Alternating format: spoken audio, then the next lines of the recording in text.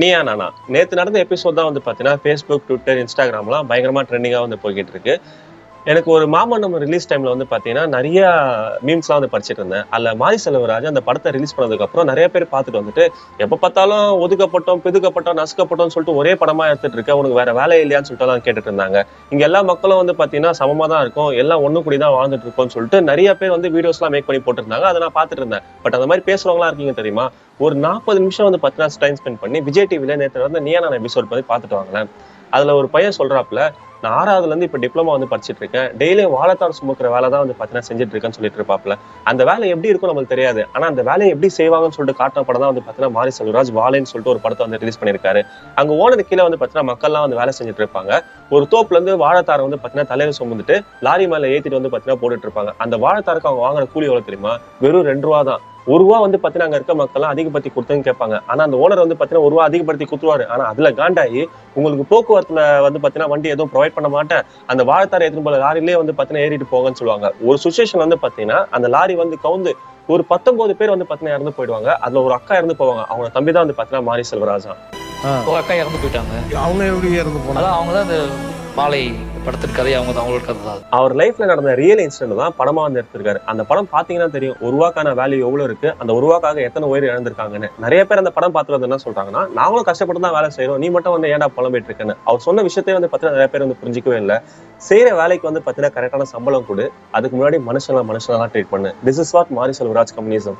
ஆர்டரை மாத்தி போடுங்க. கர்ணன் ஃபர்ஸ்ட் படமா பாருங்க, பெரியகுமார செகண்ட் படமா பாருங்க, மாமன்னன் தேர்ட் படமா பாருங்க, வாழையை அடுத்து வந்துச்சுன்னா வாழையை ஃபர்ஸ்ட் படமா பாருங்க. மறுபடியும் அந்த பையன் அந்த ஷோல நான் வாழைத்தார் சுமக்கிற வேலை செஞ்சுட்டு இருப்பேன்னு சொல்லுவாரா. கோபிநாத் கேட்பாரு, நீ படிச்சு என்னடா ஆக போறேன்னு. விஓ ஆக போறேன்னு. ஏன்னு சொல்லி கேட்டா, எங்க அப்பா இறந்துட்டாரு, கவர்மெண்ட்ல வந்து பாத்தீங்கன்னா பணம் கொடுப்பாங்க, அதுக்கு விஓ கிட்ட வந்து பாத்தீங்கன்னா சைன் வாங்கணும், ஆனா என்ன அழைக்க வச்சுதான் வந்து பாத்தீங்கன்னா சைன் போட்டு கொடுப்பாங்க, அதனாலே நான் விஓ ஆகணும், மக்கள்லாம் என்கிட்ட வந்து சைன் வாங்க வந்தா உடனே போட்டு கொடுத்துருவேன்னு. அப்ப அந்த பையன் மனசுக்குள்ள எவ்வளவு கோவம் இருக்கும். இதை பார்க்கும்போது வெற்றிமாறன் அவருடைய அசுரன் படம் தான் நான் வந்துச்சு. நீ படிச்சு பெரியாலே அந்த இடத்துக்கு போகும்போது அவனுக்கு பண்ணதை நீ யாருமே பண்ணக்கூடாதுன்னு. என்ன பண்ண போக விஓவை நான் யாரையும் அழைக்க மாட்டேன், வந்தாலும் உடனே கழுத்து போட்டு எல்லாம் பண்ணி உடனே ஸ்பாட்லேயே பண்ணி கொடுத்துருவேன் எல்லாத்தையுமே. ஆனா அதிகாரத்துக்கு வந்த அப்புறம் அவனுக்கு நமக்கு பண்றத நீ எவனுக்கும் பண்ணாம.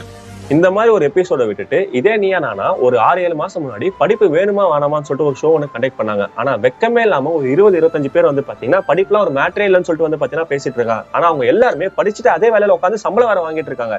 இப்ப எவனாச்சும் வந்து வாழ்க்கையில படிப்பு என்னடா உயர்த்தும்னு சொல்லி கேட்டா செருப்பால் அடிங்க. நீங்க என்ன படிச்சிருக்கீங்க இப்போ? நான் MBA HR முடிச்சிருக்கேன். ஓகே, என்ன ஒர்க் பண்றீங்க? HR இருக்கேன். இதை இன்னொரு பையன் கூட சொல்லியிருக்காரு, நான் காய்கறி மூட்டை சுமக்கிற வேலை வந்து செஞ்சுட்டு இருக்கேன், நான் ஒரு 3 கிலோமீட்டர் வீட்டுக்கு வந்து பார்த்தீங்கன்னா நடந்தே போகும்போது எங்க அம்மாவுக்கு படுக்க பெட் இல்லை, அதை வாங்கி கொடுக்கணும், வீடு கட்டி கொடுக்கணும்னு சொல்லிட்டு நினைச்சிட்டே போன்னு சொல்லியிருப்பேன். இந்த ஷோ வந்து பார்த்தீங்கன்னா விஜய் டிவிக்கு கட்சி அவங்களாம் பார்த்துருக்காங்க போல. உடனே அவங்க வீட்டுக்கு வந்து ஒரு பெட் வாங்கி கொடுத்துருக்காங்க, ஒரு மாசத்துக்கான மளிகை பொருட்கள் வாங்கி கொடுத்துருக்காங்க. அந்த பையனுக்கு 3 வருஷத்துக்கு வந்து பார்த்தீங்கன்னா படிப்பு செலவு வந்து கொடுத்துருக்காங்க. நம்ம அந்த ஷோல ஒரு 20-25 பேர் தான் பார்த்துருப்போம். ஆனா பல கோடி மக்கள் வந்து பார்த்தீங்கன்னா கஷ்டப்பட்டு தான் இருக்காங்க. அவங்களுக்கான ப்ராப்பரான எஜுகேஷன் வந்து கிடைக்கிறது இல்லை. பட் அது மட்டும் கிடைக்கட்டும், மிச்ச மீதியில் அவங்களே பார்த்துப்பாங்க. என் பையன் படிக்கிறதுக்கு 3 வருஷத்துக்கு தேவையான காலேஜ் அவன் படிச்சு முடிக்க தண்ணி நாங்களே காத்து கொடுன்னு சொல்லி எங்களுக்கு ரொம்ப சப்போர்ட் பண்ணாங்க. ஈவன் மாரி செல்வராஜ் கூட நான் சின்ன வயசுல செஞ்ச வேலையை நான் எனக்குமே தூக்கி போட மாட்டேன்னு சொல்லுவார். ஏன்னு கேட்டா, எனக்கு அடுத்த வர ஜென்ரேஷன் பசங்க கூட வந்து பார்த்தீங்கன்னா இதே வேலையை தான் செஞ்சுட்டு இருக்கேன்னு வர சொல்லுவார். இதெல்லாம் பார்த்துட்டு வீடியோ கமெண்ட் செக்ஷன்லாம் வந்து போட்டுட்டு இருக்காங்க. இந்த மாதிரி வந்து பார்த்தீங்கன்னா பீப்புள் எல்லாருமே படிக்க போயிட்டா இந்த மூட்டை தூக்குறது, இந்த வாழைத்தா தூக்குற வேலைலாம் யாரு செய்வாங்கன்னு சொல்லி வேற கேட்டுட்டு இருக்காங்க. நான் தான் சொல்றேன், வீட்டு பிள்ளைங்களை கூட்டு வந்து தான் நீ வேலை செய்யணும். இவங்க அடுத்தவங்க வந்து பார்த்தீங்கன்னா வளரவே விட மாட்டானுங்க. இவங்க என்ன மனநிலைமையில இருக்காங்கன்னே தெரியல. நான் எத்தனை ஜென்ரேஷன் அவன் என் வீட்டில் என் பக்கத்து வீட்டில் தான் இருக்கான்.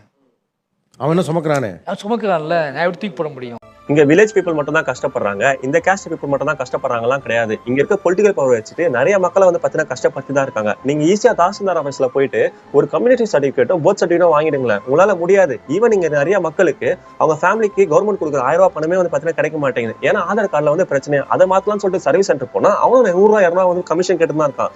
இதெல்லாம் எப்ப தெரியுமா மாறும்? அவனுக்கு நம்மளுக்கு பண்றதை நம்ம மத்தவங்களுக்கு யாரும் பண்ணாம இருந்தாலே போதும். இந்த நீரானால அந்த பசங்களோட வாழ்க்கையெல்லாம் பார்க்கும்போது ஒரு 4 சவுத்துக்குள்ள லைட் எல்லாம் வச்சுட்டு கேமரா முன்னாடி நான் பேசுறேன்னா அப்ப நான் சொகுசா தான் வாழ்ந்துட்டு இருக்கேன்.